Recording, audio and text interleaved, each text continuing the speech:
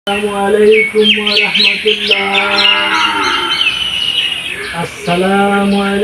ওয়া রাহমাতুল্লাহ। নামাজ তো শেষ হয়ে গেল, হ্যাঁ? আর আমার মধ্যে নামাজ শেষ হয়ে যাচ্ছে, হ্যাঁ? উনি প্রতিবার খালি লেট করবে নামাজ পড়তে আসছি, সে বেলায় কিছু হবে না। বড় জনসেবা করার লোক, মানব ধর্ম শেষ ধর্ম।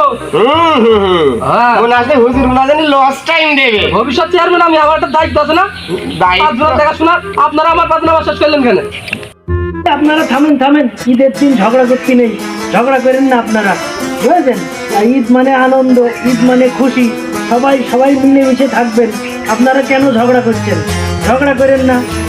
চাচা এদিকে আসেন চাচা, আপনি চেয়ারম্যান সাহেব, তা আপনি তো কমিটিতে একটা নির্দিষ্ট সময় নির্ধারণ করে দিয়েছিলেন, তা আপনি সেই সময়ের আগে আসেননি, নামাজ ফেল করেছেন, আবার এসে এখন গরম দিয়ে কথা বলছেন।